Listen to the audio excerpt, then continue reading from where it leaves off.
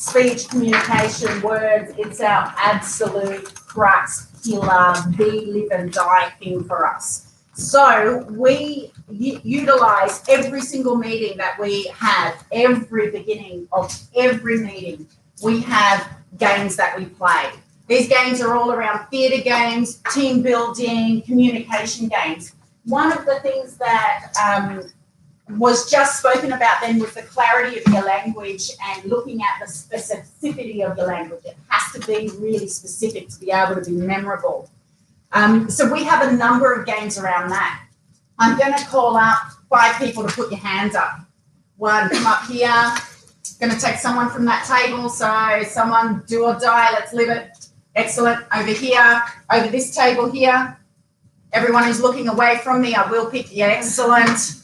One person from each table, come on. Okay. Up the back, 1 here and 1 over here.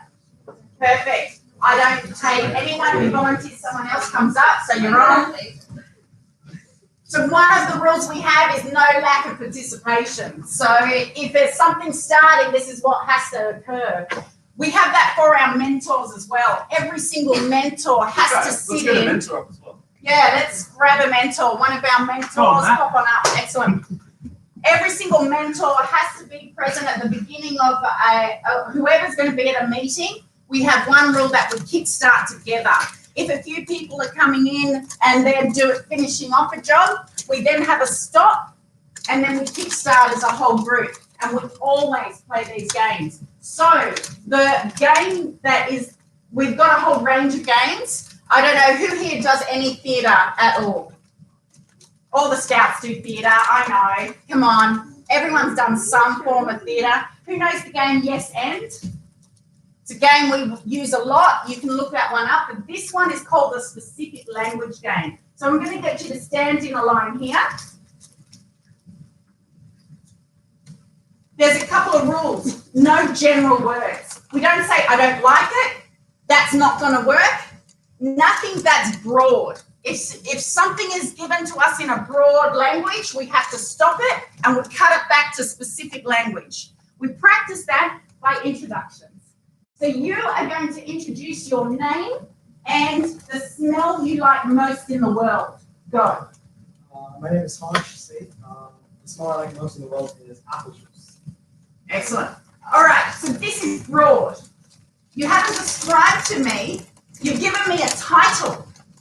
All right, what I want is specifics. So think about that again. We're going to go to the next person. I want your name and the smell you like most in the world.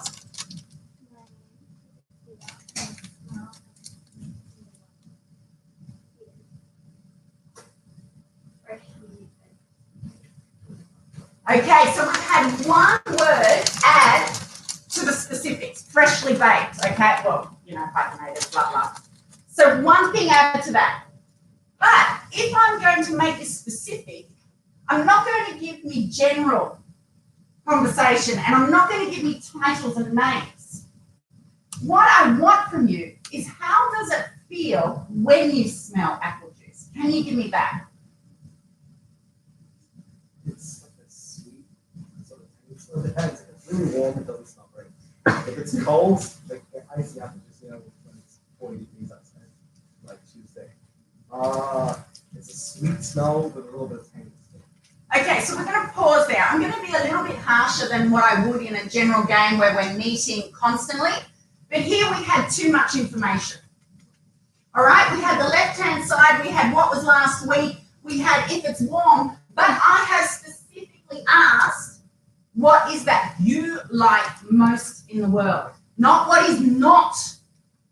So a lot of us actually converse with what we don't like or we don't want. And that is our natural habit, particularly because that is easier to identify and we are more practiced at describing, oh, I don't like that, that makes me feel, you know.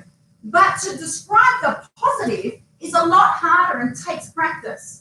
And what happens in our communication is that when we're trying to nut through a problem or when we've got something that we don't agree on, particularly in the design or in the building, or we're trying to decide between things, we can give off rounds of what we don't like about it. but we can't sell people to come on board with us and lead them to what we do like. And that is the change that we want in our group. If you're a small group, you have to, each and every one of you, be a leader. You can't all be the negative, pull it down. And this is really relevant as well. Even if you're not a small team, if you have sub-leads, if you're in a team, it is always really useful to be able to describe everything that you're going through in a process as efficiently and effectively as you can. So this is quite a useful activity that kind of demonstrates a couple of things that are really relevant to a small team and others. So the other thing is when I play a game, I never go in the order so people are on their feet. So I'm going to get you to describe, to introduce your name and to describe the downtime activity you enjoy most. My name is Mim, and I love to sleep because it relaxes myself. Excellent. So there we've got one quick link up.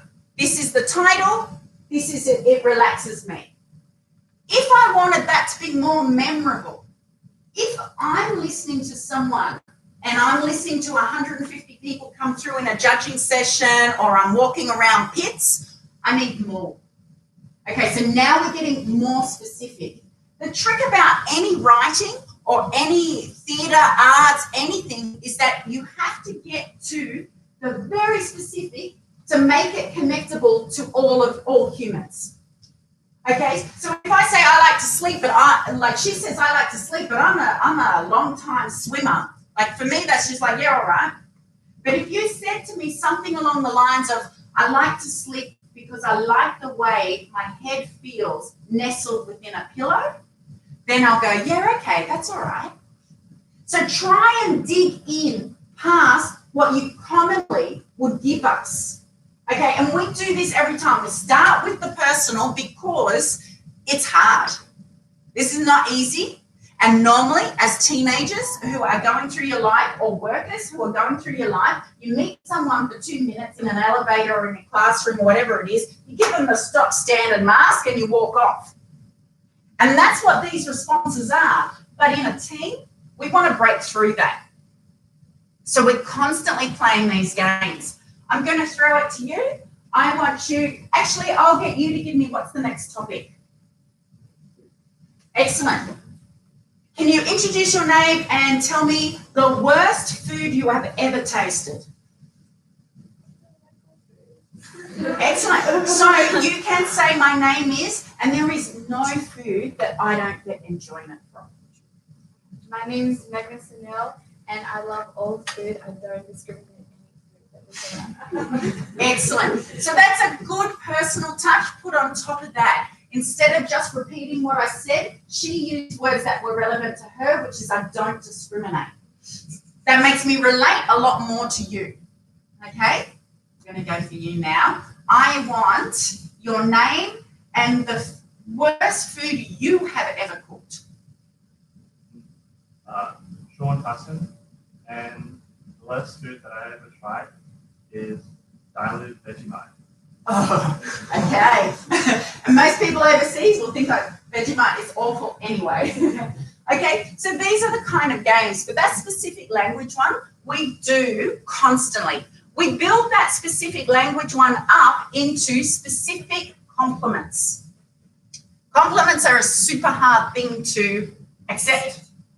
They're really hard for you in a general population to even take a compliment, hear it, and take it on board.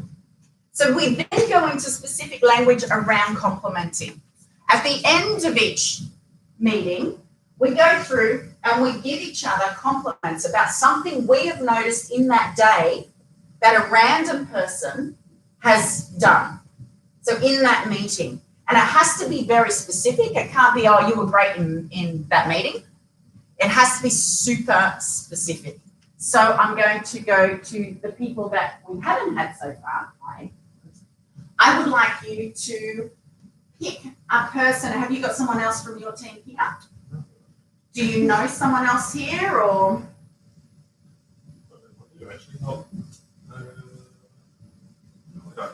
Okay, I'm going to get you to give someone in the room a compliment about their shoes. I want that compliment to be specific, okay? It's not, hey, I like your shoes. It's something specific that reflects you and what you see in another person, because that is what a compliment is, okay? I'd like to congratulate you on your choice of shoes. They look wonderfully comfortable, which I appreciate because I have back posture problems. And yes, I can see that they would encourage good posture. Excellent. So good compliment gives us something about him. When he got to the end, it could have cut then. All right, we didn't need to go into the detail from there. So what I'm really trying to do in all of our meetings is that any communication form is done specific, it's done direct, it's done truthfully, and it reflects an honest position, not a general swab off position.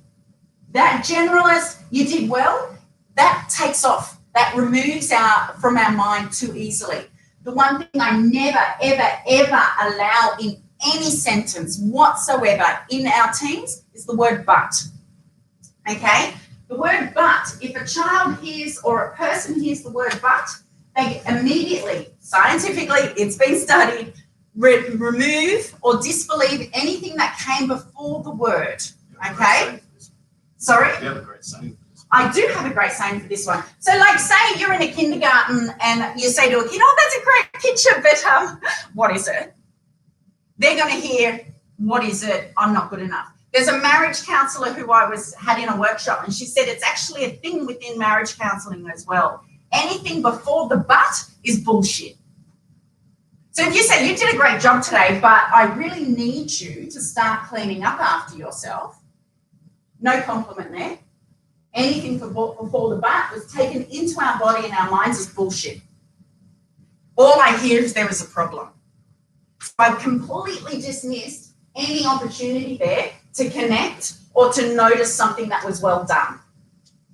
So in our teams, never ever use the word but, because it comes off that you're not a united team, and that will build through the season. And when you're under pressure and we're so small that we're all doing all of the work, it gets nasty.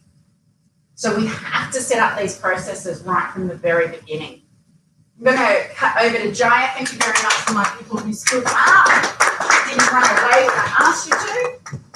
So that actually ties in very well with the next part we're going to talk about, which is how we manage A, expectations, and B, workload in our team in regards to ROA awards, anything like that. So as a team, we like to talk a lot about Agile principles, which is kind of this idea of you're doing lots of short, sharp goes at things, assigning people to different tasks, all that kind of stuff. I'm sure you're all aware of somewhat what it is. Actually, is anyone not aware of what Agile is as a management tool? Yeah, Okay, so hands up. Yeah, so Agile, the idea of Agile is literally this idea of, well, actually, there's a couple of different takes of it. But the way we use Agile is we like to think of tasks as broken down into weekly kind of sessions. So we have these things that we call sprints, and a sprint goes for a build season. Our sprints are a week long or 5 days long, and each task that we have in our team, we like to break it down so that we can all complete a task within a sprint, which is this 5-day period. And so we like to use a thing called a Kanban board, which we didn't actually bring one. I didn't think of that, but I'm sure you can look up Kanban online. Just But Google it. Yeah. If you Google Agile, Kanban and all sorts of stuff will come up about Agile. But so I'm not actually sure how to spell it. K-A-N-B-A. There you go. I forgot how to spell it, so that shows where I'm at. Agile's Nicola usually runs that in. Yeah, so usually we have, my sister runs a lot of our management side of things. So that's another thing we like to do. We like to be a student-led team in the sense that we want all of our input and stuff to go through the students with mentor influence. So that is important, but not quite where we're at with this part. So the idea of Agile is that we can break down tasks by person using this board, and we can also know any roadblocks, so things that are stopping things from happening, dependencies, which some tasks have to happen with the other, and things of that sort. And so each morning we'll start with what we like to call a scrum, which is a quick stand-up meeting, and the absolute rule is everyone must be standing up unless physically inhibited, because that doesn't really help sometimes. That's only really me that's ever had to deal with that. I'm injury prone in case you don't know. But so we stand up and we like to talk. Everyone has to have input in these meetings and talk about where they are at with their current task. And so this gives an opportunity for everyone to say, right, I've got a roadblock. I can't do programming because I don't have an electrical control system finished. And so, it's a bit of a given, I guess. But, some people, it's good to be able to have this constant communication every morning. So we'll go through one of those meetings every morning. And the idea is that they finish fast, because if you don't finish your scrum fast, everyone's going to be tired because they have to stand up. So if you don't finish your scrum in about 5-10 minutes, everyone's going to be tired, bored, and want to leave. And so that'll encourage the meeting to go agile and stuff. Cool. Just like the happy progressing job. Yeah. So we'll go on to that next. So before we go on to how we progress from here, from our agile task, so we'll finish a scrum and then we go into morning sessions. So something that we've found is that while it's good to have a very adaptable management style for an overall structure, it's very good to have structured days. So sometimes you'll kind of end up with a very, particularly as a small team, you have to divide tasks up. And as a big team as well, I'm sure tasks have to be divided up. That's serious. Wasn't it? There you go. So we obviously have to divide tasks up, and they have to be very specific to make sure that you get the task done that you're expecting to get done. So by having a structured day of having, you have exactly 2 hours in a morning session, then you can have lunch, then you have another 2 hours, and then you have an afternoon break, and making sure you schedule in breaks. It sounds kind of stupid when you talk, actually, build season's a bit different now. But particularly when there is a time limit, you kind of just want to work the whole way through. It's very important to make sure you give yourselves a break, even like every day that you're working, because otherwise you're going to get overworked, your quality of work is going to drop. And then people start to get a bit antsy at each other because things are not quite going to plan. So making sure that you're kind of structured in the way that you run your day, but still have flexibility in the way that your tasks are completed is pretty useful for us. And sometimes I can understand if it doesn't work for some other teams, but for us as a small team, we found that very, very necessary to make sure that we're running on time with things. Actually, if there's any questions about any of this stuff, I'll be here both days. Mum will be here for the day to be able to talk through anything, or if you have specific questions about how we run the teams or anything like that. But I think it'll be useful so I know we're running on a tight schedule, so we'll go straight into how we run our robot. You're fine. We have 5 minutes. Awesome. So we're going to run very quickly into our decision-making process. So as a small team, I'm sure we have a lot of varying opinions, considering we only have 7 members. So one of the things we run into a lot is we get stuck on how we want our strategy at the start of the year to go. So this year in particular, we got caught up on whether we wanted to do, I can't even remember what it was. It was a climber or a high intake or something like that. It's irrelevant now, but the idea is that we all have conflicts arise. And I don't know of a team that's never had a conflict. If you are, that is fantastic. Well done. So the way we deal with conflicts is usually using the Agile style principle of going through things fast. So one of the Agile principles is failing as fast as possible. And I think Mike Corsetto did a fantastic speech on this last year. But the idea of failing faster is this idea of quick prototyping. So as a team, we like to do a lot of our own style of CAD. We don't really have enough time to use computer-aided design, but we have our own versions of cardboard-aided design and carpentry-aided design. So that is using wood and Lego. We had Lego mock-ups of a lot of our prototypes last year. And the idea of that is to be able to knock out as many prototypes as you can in a short amount of time. So we had a cardboard version of our intake. We had a wooden version of our lift. It's going through things quickly to make sure that you can have a proof of concept in time to discuss the positives and negatives of any design that is submitted for, discussion in our design process. And then from there, we like to go into, I'm not sure if anyone here's heard of Six Sigma before. It's a management style decision-making tool. And so basically we use a refined version of Six Sigma, which means we had 3 different colored hats. So there was a red hat, a black hat, and a green hat. And the idea is where everybody sits in a circle and everybody is given a turn with each hat. So the red hat is about any negatives you have. And negatives, everyone has to submit a negative, a positive, and something that's kind of neutral about every single design. And so that was a way to kind of get the emotions aside from the actual details in each design. So you could you could break it straight down into exactly what is good and bad about the design and then go from there. So we had a lot of those sessions. I think we had about 3 or 4 hour-long Six Sigma sessions between 7 students and all of our mentors to try and break down each of our designs into seeing which one will come out the other side. I think that's our time up. So if there's any quick questions. I've just given an overview. We run as an incorporated association. We're not for profit. We don't run adjacent to a specific club or school or things like that. So if anyone has questions about incorporation, the board, how we do, insurance and blah blah and all of that, just check in with me at some point. They're quite specific questions, so they're not relevant to everyone. We'll make sure to send out our contact details as well in case you have questions that aren't coming up right now. Yeah. But, Other thing, we were going to end off. So one of the things that I talked about right at the beginning was specific language. But sometimes we get to a point where language doesn't help. So we're going to do a non-language exercise all together to finish. Sometimes when we're stuck, like I've made these guys, they love having an arts worker as a mentor. It's really, really good. So I'm professional theatre, so I make them do things. So I have made them settle arguments through interpretive dance. I've given us a full hour of no words, just roaring. We've had sales pitches. We have to get up and do a 3-minute commercial sales pitch to win people on, stuff like that, just to mix it up. So you're not just sitting there arguing or this is my idea and you don't get it and that kind of thing. So we have full sessions like in the middle as a breakout session where no words allowed at all, just pictures.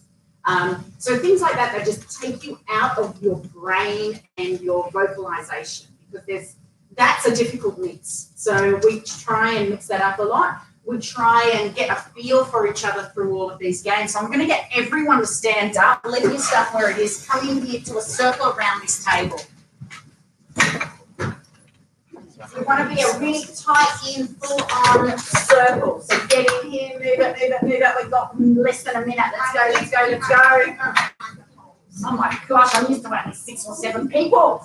Come on, you're allowed to come near me. I only bite later. I even put deodorant. Come on, move it on in. Move it right in. So we often do this example. So step in. I'm going to need you to bunch in and step in. We need to kind of get a feel and we need to have shoulder to shoulder. So boy, girl, I don't care. Get in here. Move it closer. Closer. Move in. Some of you move around. You move around. Moving around. Come in tighter.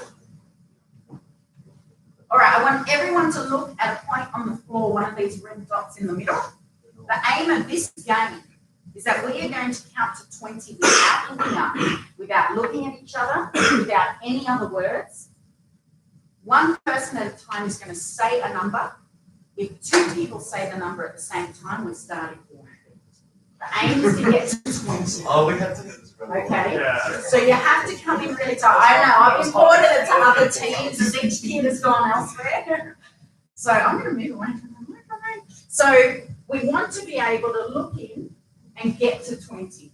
Okay, so it's random. We have no indicators around us. So go. 1, 2, 3, 17. Okay, it has to be in order. Go again. Start again. 1, 2, 3, 4, 5, 6, 7, Okay, start again. 1, Start again. Time.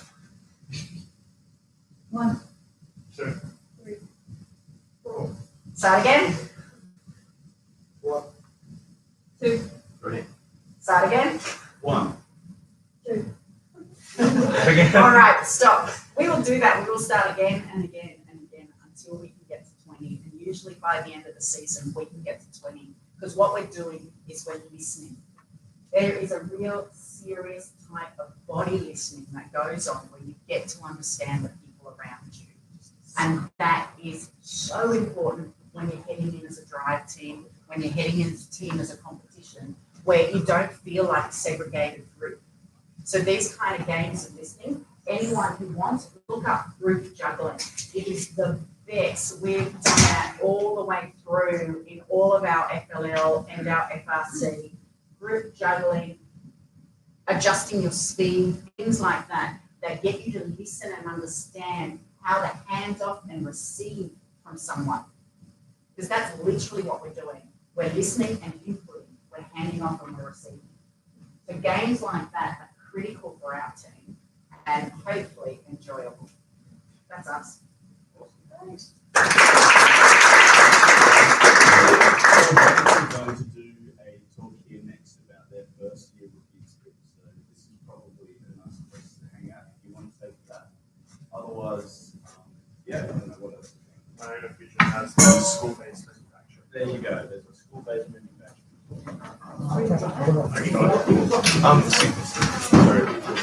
I've seen you use the webcam to record like the entire session.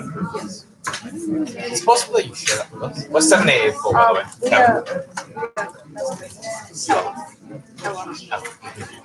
We are live streaming it right now and then uploading it onto the